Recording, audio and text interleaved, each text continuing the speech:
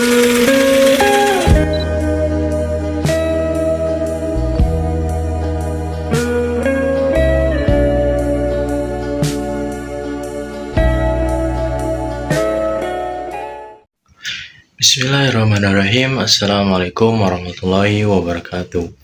Saya Muhammad Ihsan Ramadan dari kelas 4B dengan NIM 1245010035. Di video kali ini saya akan mereview sedikit tentang buku Abah, yaitu Asep Ahmad Hidayat, yang berjudul Studi Kawasan Dunia Islam, Sejarah, Teori, dan Pemetaan Kawasan. Bagaimana kelanjutannya? Kita simak. Oke, kita lanjut ke pembahasan untuk mereview buku.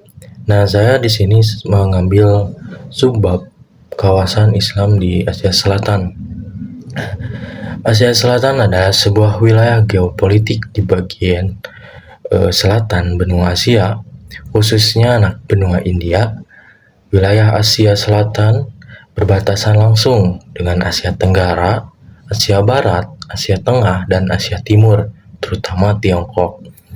Nah, luas wilayah kawasan Asia Selatan ini itu diperkirakan 4.480 juta kilometer persegi, tetapi populasinya 40% populasi Asia. Nah, secara geologis, Asia Selatan ini sebagian besar kawasannya tuh dianggap sebagai anak benua India karena mempunyai lempeng tektonik sendiri, yaitu lempeng India yang terpisah dari bagian Eurasia lain. Dari dulunya merupakan benua kecil. Sebelum bertumbukan dengan lempeng Eurasia, lempengan India tersebut hingga saat ini masih terus bergerak ke arah utara, sehingga membentuk pegunungan Himalaya. Nah, wilayah geografis di Asia Selatan ini tuh terdiri atas dataran Indo-Gangga dan semenanjung India. Kawasan Asia Selatan meliputi negara-negara seperti Bangladesh, India, Bhutan, Pakistan, Nepal, Sri Lanka, Afghanistan, dan Maldives atau Maladewa.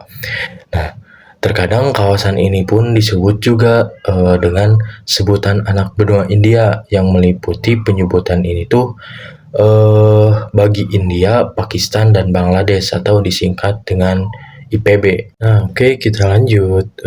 Di bagian utara Asia Selatan itu dibatasi oleh rangkaian pegunungan Hindukush, Karakoram di bagian utara tengah, dan Himalaya di sebelah timur laut. Sungai Gangga merupakan salah satu sungai terkenal di kawasan Asia Selatan ini.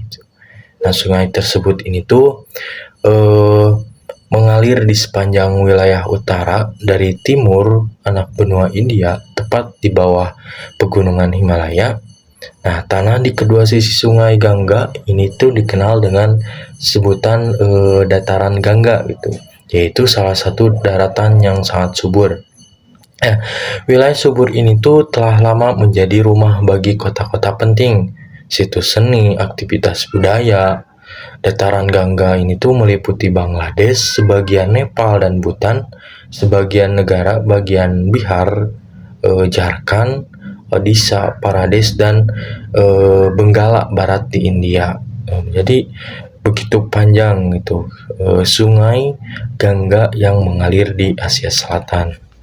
Nah, selain sungai Gangga, di Asia Selatan juga terkenal dengan sungai Indus.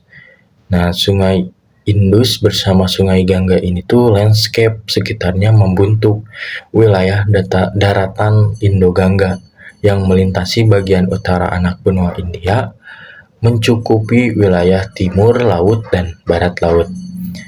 Oke, Asia Selatan ada. Nah, Asia Selatan itu tuh rumah bagi salah satu peradaban paling awal gitu di dunia, yaitu peradaban Indus.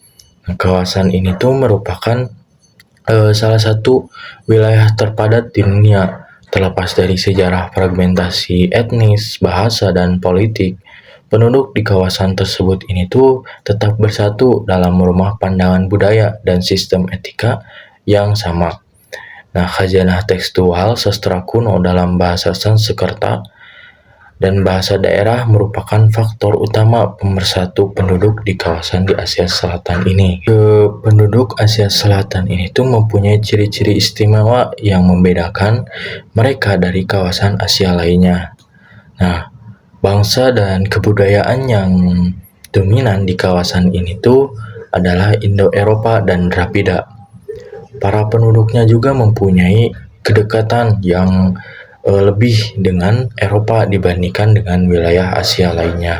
Kawasan Asia Selatan merupakan salah satu kawasan yang terpadat penduduknya di dunia, yaitu sekitar 1,6 miliar juta jiwa. Nah, dari kepadatan ini pun India tuh menjadi penduduk paling terbesar gitu, dengan 305 jiwa per kilometer persegi, sama dengan 7 kali rata-rata di dunia. Nah, dari kepadatan penduduk di Asia Selatan, jumlah muslim di kawasan Asia Selatan sekarang ini tuh diperkirakan 465 juta orang. Hampir 2/3 tinggal di Pakistan dan Bangladesh. Nah, Pakistan di bagian barat anak benua India sekitar 154,5 juta muslim, sedangkan Bangladesh bagian timur anak benua India itu diperkirakan mencapai 127 juta muslim, kurang lebih. Setelah kita mengetahui kepadatan penduduk yang ada di Asia Selatan, terutama jumlah muslim di kawasan Asia Selatan banyak, pastinya kita harus mengetahui sejarah awal mulanya Islam masuk ke kawasan Asia Selatan itu kapan. Nah, sedikit jelaskan, Islam masuk ke Asia Selatan sekitar abad ke-8 Masehi dari Asia Barat, menyebar ke arah timur, terus ke India Utara dan Bangladesh, kemudian ke India Selatan pada tahun 1250 Masehi. Kesultanan Islam mulai memerintah sebagian daratan Kudus dan Gangga, diperkirakan pada abad ke-11 Masehi.